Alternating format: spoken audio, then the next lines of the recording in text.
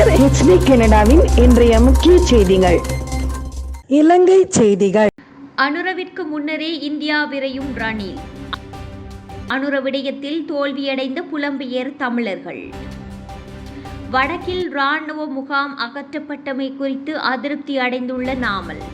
புதிய நாடாளுமன்ற அமர்வுக்கு முன்னதாக முதலாவது விசாரணை குழுவை அமைத்த ரணில். தேசிய பட்டியலுக்கான ஆசனம் குறித்து ஹிருனிகா வெளியிட்ட தகவல். அனுரவிற்கு சவாலாகும் அமெரிக்க இராணுவ தரையிறக்கம் தொடர்பான ஒப்பந்தம். அனுர அலையின் பின்னர் அரசியலிலிருந்து ஒதுங்கும் மற்றுமொரு முக்கிய அரசியல்வாதி. வடமாகாணத்தை வென்ற தென்னிலங்கை தலைவர். அனுரவுக்கு சீன தூதரகம் புகழாரம். முன்னாள் ஜனாதிபதி ரணில் விக்ரமசிங்க இந்தியாவுக்கு விஜயம் ஒன்றை மேற்கொள்ள உள்ளார். குறித்த விடயமானது இன்று மேற்கொள்ளப்படவுள்ளது. இதன்போது ரணில் விக்ரமசிங்க இந்தியாவின் மத்திய பிரதேசத்தின் இந்தூரில் உள்ள ஸ்ரீ சத்யஸ்ரீ வித்யா விஹார் உயர்கல்வி நிறுவனத்தில் விரிவுரை ஒன்றையும் நிகழ்த்த உள்ளதாக தெரிவிக்கப்படுகின்றது. நாளை மாலை 6 மணிக்கு மேல்நிலை கல்வி நிறுவன மாணவர்கள் மற்றும் பெற்றோர்கள் பங்கேற்கும் இந்த விரிவுரை நடைபெறுகின்றது. அதனைத் தொடர்ந்து முன்னாள் ஜனாதிபதி எதிர்வரும் 30ஆம் திகதி நாடு திரும்ப உள்ளார். இதேவேளை ஜனாதிபதி அனுரகுமார திசாநாயக்க தனது முதல் வெளிநாட்டு பயணமாக டிசம்பர் மாதம் இந்தியாவிற்கு விஜயம் செய்ய உள்ளதாக புதிய வெளிவிவகார அமைச்சர் விஜித ஹேரத் அறிவித்திருந்தமை குறிப்பிடத்தக்கது. ஜனாதிபதி அனுரகுமார திசாநாயக்க தலைமையிலான தேசிய மக்கள் சக்தி அரசாங்கம் ஆட்சி பீடம் ஏறியமை புலம்பெயர் தமிழர்களின் தோல்வியாகவே பார்க்கப்படுகின்றது. தேசிய மக்கள் சக்தியின் தேர்தல் விஞ்ஞாபனங்களில் தமிழர்களுக்கான அதிகாரம் வலியுறுத்தப்படாத நிலையில் இது புலம்பெயர் தமிழர்களுக்கு கிடைத்த ஒரு தோல்வியேயாகும். தேசிய மக்கள் சக்தியினர் சமஷ்டி தொடர்பாக பேசினாலும் அவர்கள் 13ஆம் திருத்தச் சட்டத்தை கூட நடைமுறைப்படுத்த தயாராக இல்லை. எனவே புலம்பெயர் தமிழர்கள் அனுர மற்றும் தேசிய மக்கள் சக்தியின் வெற்றியை நிச்சயமாக கொண்டாட முடியாது. வடக்கு மாகாணத்தில் இராணுவ முகாம் ஒன்று அண்மையில் அகற்றப்பட்டமை குறித்து ஸ்ரீலங்கா பொதுஜன பெரமுனவின் தேசிய அமைப்பாளரும் நாடாளுமன்ற உறுப்பினருமான நாமல் ராஜபக்ச தமது அதிருப்தியை வெளியிட்டுள்ளார். அத்துடன் எதிர்வரும் மாதங்களில் மேலும் பல முகாம்களை அகற்ற அரசாங்கம் திட்டமிட்டுள்ளதாகவும் அவர் குறிப்பிட்டுள்ளார். தமது எக்ஸ் பக்கத்தில் இதனை தெரிவித்துள்ள அவர், குடிமக்களுக்கு நிலத்தை மீள விடுவிப்பதில் பிரச்சனை இல்லை. எனினும் இந்த விடயத்தில் தேசிய பாதுகாப்பில் சமரசம் ஏற்படாமல் இருக்க பாதுகாப்பு படைகளுடன் கலந்தாலோசித்து முடிவுகள் எடுக்கப்பட வேண்டும் என்று அவர் வலியுறுத்தியுள்ளார். 30 வருட கால பயங்கரவாதத்திற்கு எதிராக இலங்கை போராடியது. எனினும் இன்று அனைத்து சமூகங்களும் ஆயிரக்கணக்கான உயிர்களை பலிகொடுத்து சுதந்திரத்தை அனுபவிக்கின்றன என்று நாமல் குறிப்பிட்டுள்ளார். இந்த நிலையில் வடக்கு அல்லது தெற்காக இருந்தாலும் தேசிய பாதுகாப்பை பேணுவது மிக முக்கியமானது என்று அவர் சுட்டிக்காட்டியுள்ளார். புதிய ஜனநாயக முன்னணியின் தேசிய பட்டியல் நாடாளுமன்ற உறுப்பினராக ரவி கருணாநாயக்கவை நியமித்தமை தொடர்பில் சுயாதீன விசாரணைகளுக்காக குழு ஒன்று அமைக்கப்பட்டுள்ளது. இந்த குழுவில் 4 பேர் உள்ளடக்கப்பட்டுள்ளனர். சட்டத்தரணி குமார் துனுசிங்க, சட்டத்தரணி இந்திக வேரகொட, கலாநிதி விதானகே மற்றும் சட்டத்தரணி ஜசஸ் டி சில்வா ஆகியோரே இந்த குழுவில் அடங்கியுள்ளனர். முன்னாள் ஜனாதிபதி ரணில் விக்ரமசிங்க தலைமையில் இடம்பெற்ற ஆலோசனை கூட்டத்தின் போதே இந்த தீர்மானம் எடுக்கப்பட்டுள்ளது. இந்த குழு 3 வாரங்களுக்குள் ரணில் விக்ரமசிங்கவுக்கு தமது அறிக்கையை சமர்ப்பிக்க உள்ளது. முன்னதாக இந்த தேசிய பட்டியல் ஆசனம் ஊடாக ரணில் விக்ரமசிங்க நாடாளுமன்றம் செல்ல உள்ளதாக தகவல் வெளியாகியிருந்தது. எனினும் அவர் அதனை உறுதிப்படுத்தவில்லை. அதனையடுத்து முன்னாள் நாடாளுமன்ற உறுப்பினர் தலதா அத்துக்கோரளைக்கு இந்த வாய்ப்பு வழங்கப்படவிருந்ததாகவும் தகவல் வெளியாகியிருந்தது.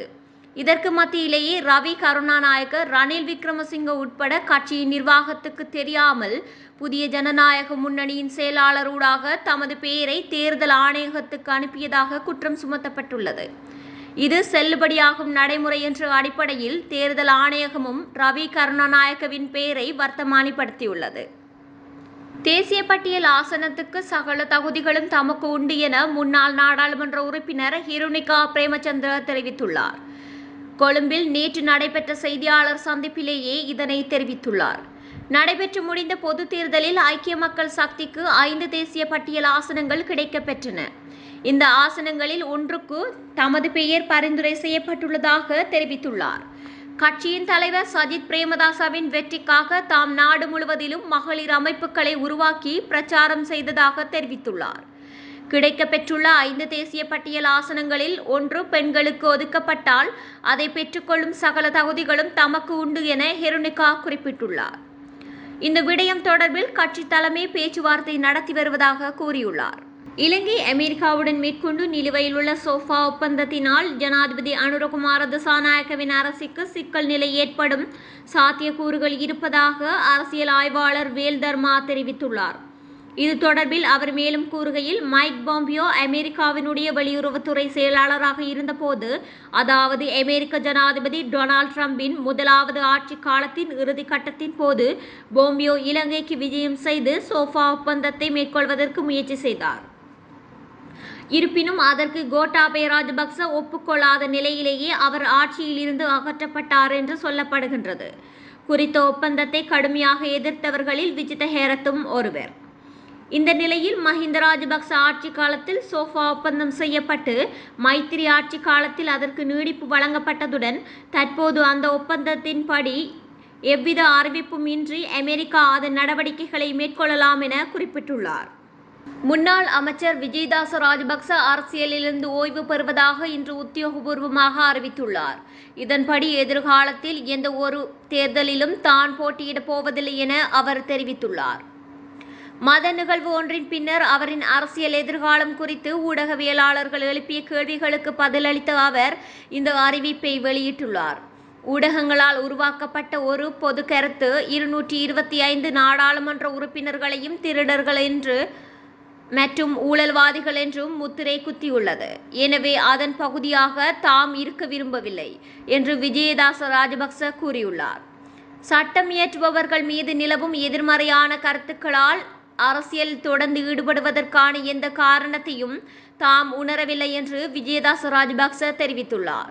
ஏற்கனவே தேர்தலின் முன்னரும் பின்னரும் பல அரசியல்வாதிகள் அரசியலிலிருந்து ஒதுங்கியுள்ள நிலையிலேயே விஜயதாசவின் அறிவிப்பு வெளியாகியுள்ளமையும் குறிப்பிடத்தக்கது. வடக்கை வென்ற முதல் தெற்கை சேர்ந்த தலைவர் அனுரகுமார திசாநாயக்க என இலங்கைக்கான சீன தூதர் ஹீ சென்காங் மகிழ்ச்சியை வெளிப்படுத்தியுள்ளார். வடக்கு மாகாணத்துக்கு மேற்கொண்டுள்ள விஜயத்தின் ஒரு பகுதியாக யாழ்ப்பாணத்துக்கு சென்றுள்ள சீன தூதுவர் பருத்தித்துறை சக்கோட்டை முனைக்கு குழுவினரோடு விஜயம் மேற்கொண்டுள்ளார். இதன்போது ஊடகவியலாளர் எழுப்பிய கேள்விக்கு பதிலளிக்கும் போது சீன தூதுவர் இவ்வாறு மகிழ்ச்சியை வெளிப்படுத்தியுள்ளார்.